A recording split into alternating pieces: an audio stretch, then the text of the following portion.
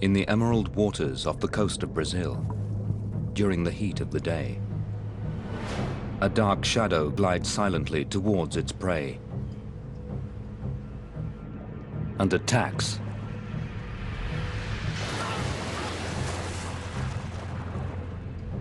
Then, just as quickly, the hunter vanishes. But the citizens of this resort city soon realize that it's not gone for good. Over the next 15 years, 49 more people fall victim along the same popular stretch of beach. 1/3 of the victims die. Sharks are taking over the beaches of Recife, and no one can find a way to stop them. Where did the sharks come from? Why are they here? What is causing so many attacks?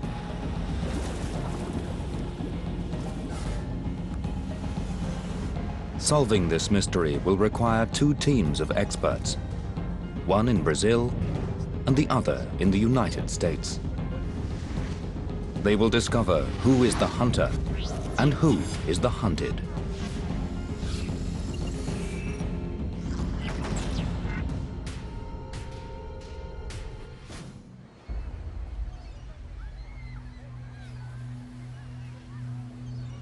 During one late autumn in Recife, Brazil, the sea began to change.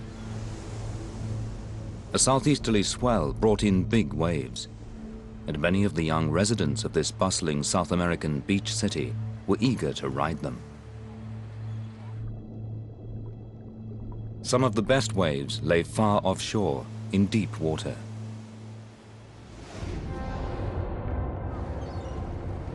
Eduardo Rodriguez abandoned the shallows protected by the city's barrier reef to hunt for the perfect wave, alone.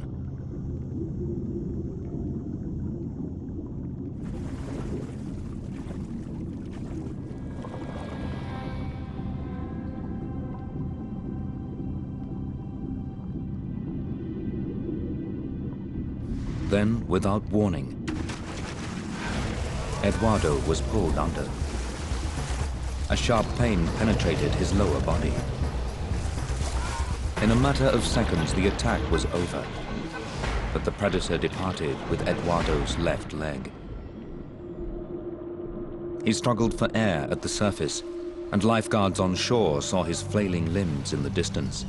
A rescue team immediately set off.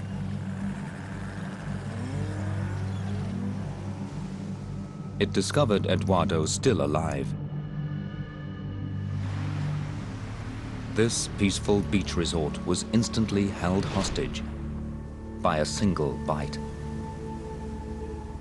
There had never been a serious shark problem here before, and at first the attack appeared to be an isolated incident.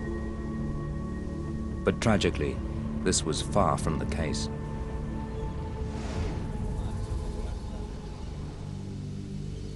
One hot May afternoon, 21-year-old bodyboarder Charles Barbosa arrived at the popular Boa Viagem beach.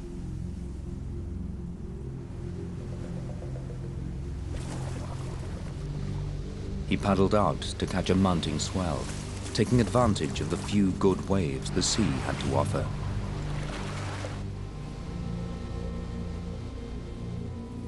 Something told me to leave. A kind of light came to me, telling me to get out, but it wasn't possible. A strong current caught him and carried him further out.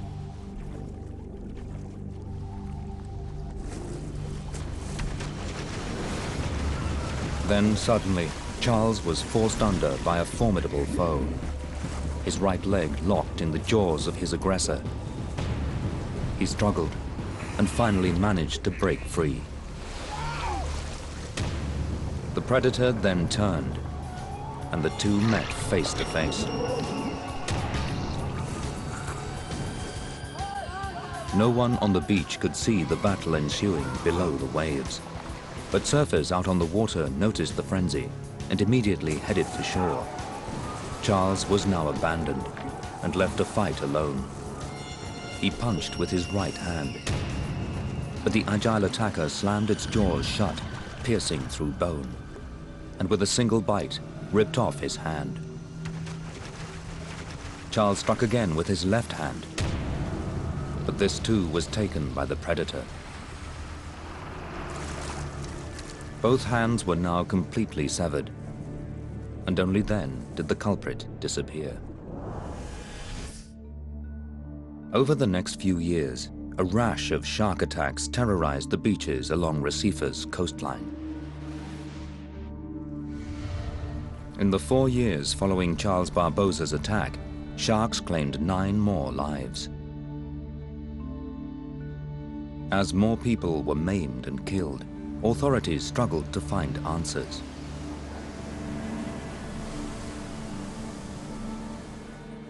The mounting number of attacks terrified local residents, and they began to fear the worst. Recifer's economy relied heavily on beach tourism. These attacks threatened the livelihoods of many of the people living there. Thousands of foreigners were likely to holiday elsewhere. The community wondered what had changed.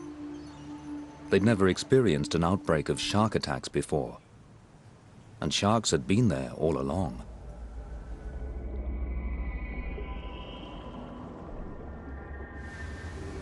The expansive coastline of northern Brazil provides an ideal habitat for some of the most ancient predators on Earth. These are shark waters. More than 80 species are found in Brazil's waters.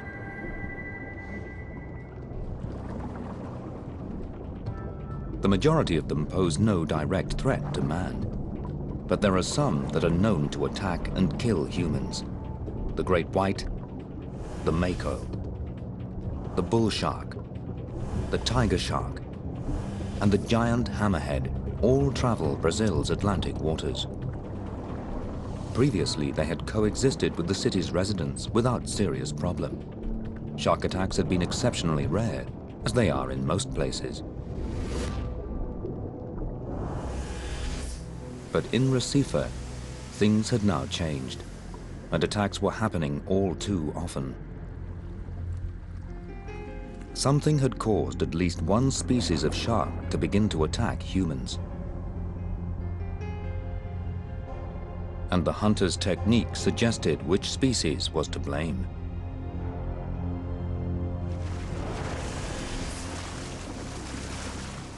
Following his attack, Charles Barbosa began to hemorrhage uncontrollably.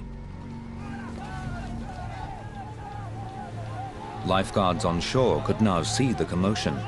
Surfers screamed at Charles to paddle back, but he couldn't, and he began to drown. Lifeguard Antonio de Abreu was there that day. Some surfers who had already left the ocean tried to hold us back to keep us from going in, but we knew our mission, so we went to help him. Charles was sinking into a sea of red as the lifeguards arrived.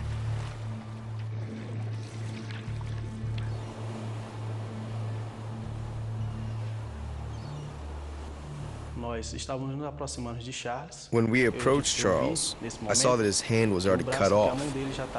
I was carrying the safety float and I asked him to hold it. He said to me, "How?" And I said, "With the other hand." We had not realized that he had lost the other hand.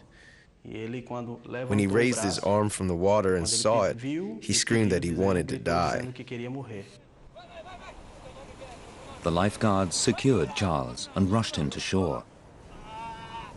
But as they worked to stabilize him, Antonio became aware of an eerie presence in the water. It was then that, by curiosity, I looked out to sea. The water was filled with blood, and the shark was still there. The shark never left. And that was the signature of the most feared shark on the planet. The great white. Fury, fear, hell, rage, deliverance. We take you into the heart and soul of World War I. Live with the people that made this war happen and those who suffered its consequences. With rare amateur film and fully colorized HD footage, see history firsthand. Experience the most sensitive and intimate portrait of war ever created. Apocalypse World War I, Monday nights at these times on National Geographic HD.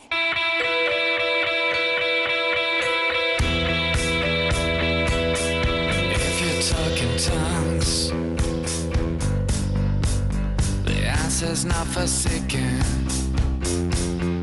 I was making up for daytime spent.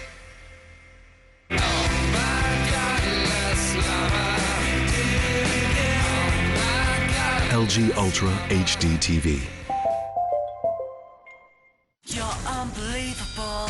It was an era where fashion went flannel. They captured what youth was going through. Reality became unreal. It has to be outrageous. A time when black and white Good music is good music. came in living color. The police did this! Where bad behavior meant good vibrations and change meant anything was possible. Everybody was waiting for the world to blow up. The 90s, the decade that connected us. Sunday nights at these times on National Geographic HD. The Car SOS Boys are back, restoring classic motors and changing lives along the way. What would it mean to have that back on the road? Everything. For Fuzz and Tim, the end of the road is just the beginning as they battle against time and each other to get the job done. Mint. 10 new challenges, 10 big surprises. Brand new season, Car SOS. Thursday at these times on National Geographic HD. Great whites, like all predators, risk serious injury when they engage prey. So in order to safeguard themselves, they use a special technique. They bite once and then retreat.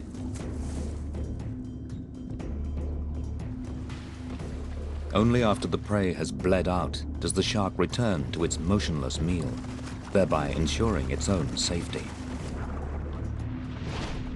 Had this been the predator waiting for Charles to die, and the one terrifying the city?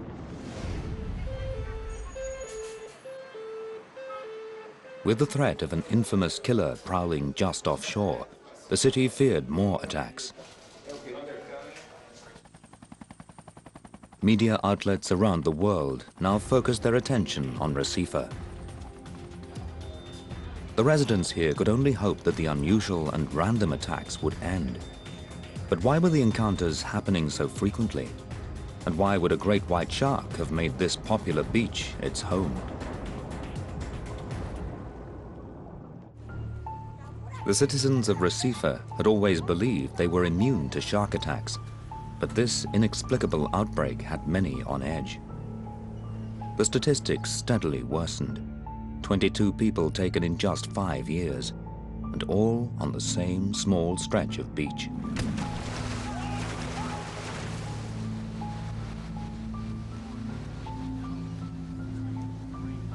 Visitors to the area began to thin out, putting the city's vital tourist industry at risk. And unless the authorities could find some fast answers, more victims were bound to fall prey. But no one could understand why this was happening. The city had always relied on a natural feature that kept its beaches safe from predators. Recife was named after the Portuguese word for reef, and the reef lay just offshore.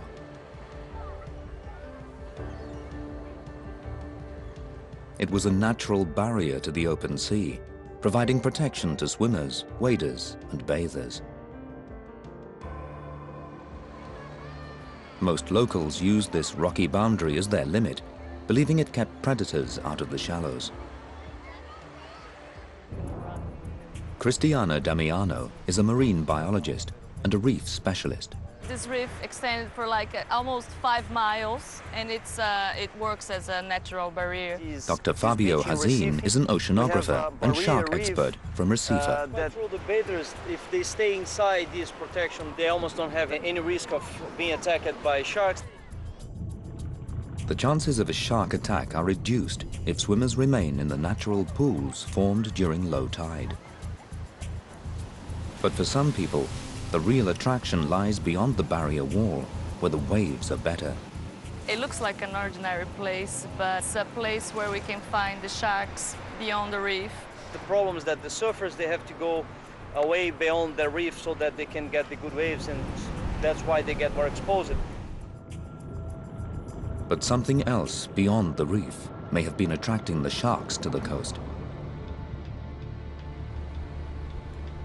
An endless number of ships navigated these deep waters, and they did something sailors had done for centuries: dumped rubbish directly into the ocean.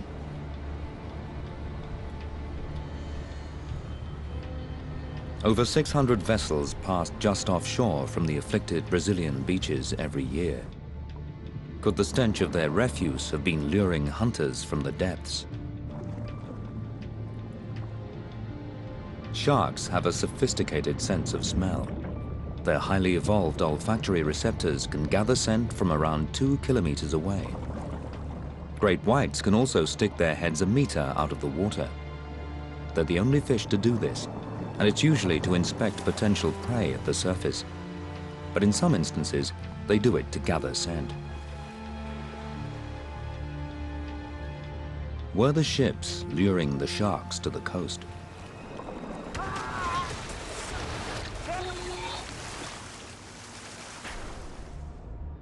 Greg Erickson is a biologist at Florida State University.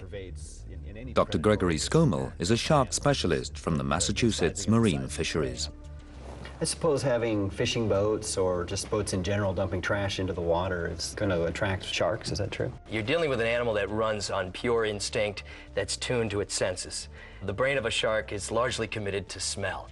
The shark's not going to say, well, that's not something I want to check out because I just ate. No, it's going to move in there, it's going to check it out every time, and they're just going to keep coming. Yeah, but if you have a lot of vessels, particularly fishing boats, that are dumping bycatch out to sea, you're just going to have a trail of food essentially leading right into town. And it's not just smell that draws sharks to ships. In a vast ocean, food is often scarce, especially an easy meal. And the sharks rely on another crucial sensory asset to find food. They can hone in on sounds inaudible to humans, and their hearing can pick up low-frequency vibrations, like those of an injured fish or a boat engine. This long-range sense allows sharks to detect artificially produced sounds from several kilometers away. The unnatural drone of engines would certainly have caught the sharks' attention. And they seem to associate the sound of motors with food, like a dinner bell. We have done a study, and we found out there was a very strong correlation between the maritime traffic and the occurrence of attacks. So we do believe that this traffic is one of the contributing factors to the problem. Whenever there were high numbers of ships passing by the beaches, there were more attacks. The sharks appeared to follow the ocean liners right along the coast. But ships had always passed through this region without causing problems. Something else had to have been behind the spike in attacks. Media crews continued to cover the tragic encounters. And the news kept getting worse. In the 7 years following the first attack, 28 more people were maimed.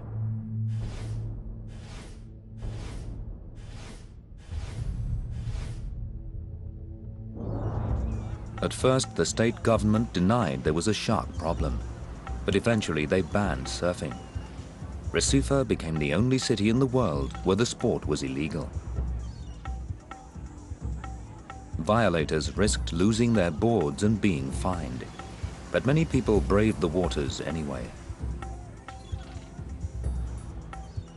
Recife had held annual surf competitions since the 1970s without a single bite.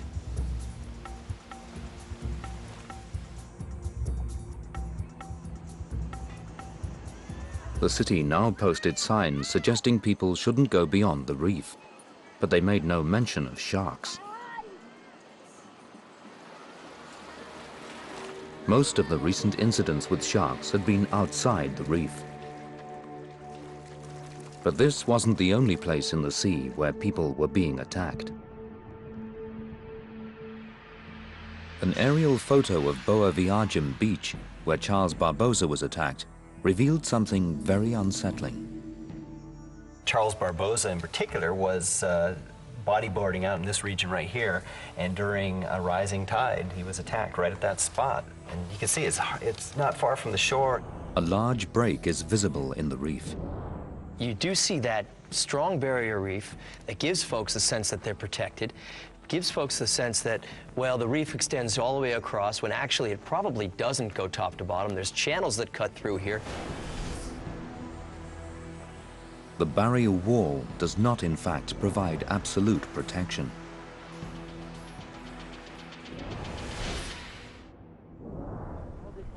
Fabio and Chris take a closer look at the reef structure. There are some gaps along the reef. Some of them are small like this one, and some of them are real big over there, and the sharks can just get through. Charles had been inside a gap, and his attacker had discovered the hole in the protective barrier. Previously, most people thought that only those outside the reef were at risk, but now it seemed that anyone in the water was a potential target. In fact, there were holes up and down the entire stretch. And the problem was even worse at high tide. Twice a day, there was an open gateway when the reef could do nothing to keep out predators.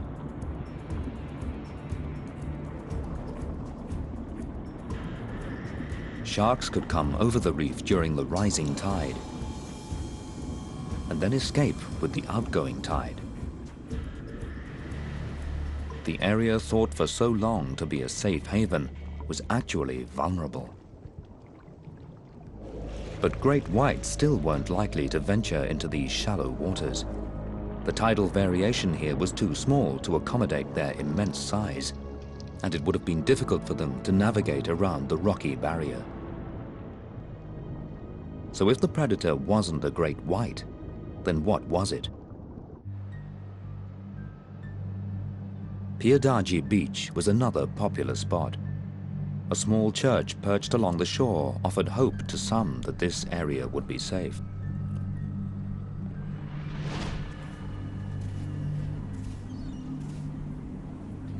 One July afternoon, surfer Mario Carneiro was scanning the horizon, but not for sharks.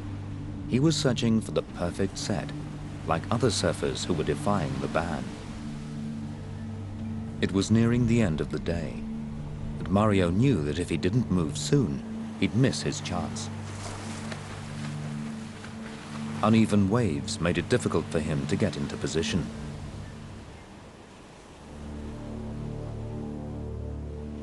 Then, as he waited for a wave, Mario noticed a massive shadow approaching him with speed. Instinctively, he lay flat and pulled his limbs from the water. The hunter revealed itself, then sank down under his board, sizing him up in one pass. As the shark doubled back, Mario braced for impact, with only a thin layer of fiberglass separating him from certain death. When the shark struck, he leapt off the board. The attacker ripped into his surfboard, but got only a mouthful of fiberglass. The shark swallowed the man-made morsel, and Mario reclaimed his board. But the aggressor was relentless. It returned, nudging at the surfboard with its giant head. Then, suddenly, it disappeared into the murky sea. Mario desperately searched for the shark, knowing that if it assaulted him from below, he'd have no chance of survival. He tapped the water with his hand, trying to lure the shark out of hiding. But his strategy backfired. A mouthful of menacing teeth seized his right hand and pulled him into the water. Trapped beneath the surface, Mario then made the ultimate sacrifice. Using the saw-like teeth of the shark, he sliced off his own forearm. The predator disappeared into the depths with Mario's hand. Somehow, Mario managed to get back onto his board.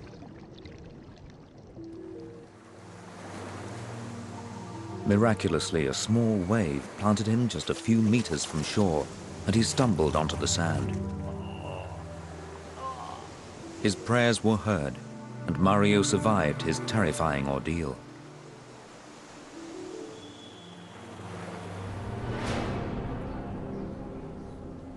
But the city's prayers still went unanswered.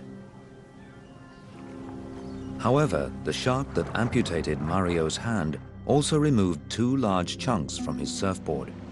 And this time, it left behind a critical clue: bite marks that could possibly reveal the identity of his assailant. Greg, this is the surfboard of Mario Carnero. So who are the possible culprits that did this? We know the white, we know the tiger will attack surfers on surfboards. In some cases, you may not know exactly what kind of species. There might not be enough information. In this case, I think it is like a fingerprint at this point. The bite marks aren't consistent with either the great white or tiger shark. But the jaws of another shark identify the attacker. Oh, this is perfect. Look at that. We've got these punctures right here on the bottom side of the board, and we have these lower teeth, which are perfectly adapted for creating that kind of an indentation on the board. And then you've got this nice, clean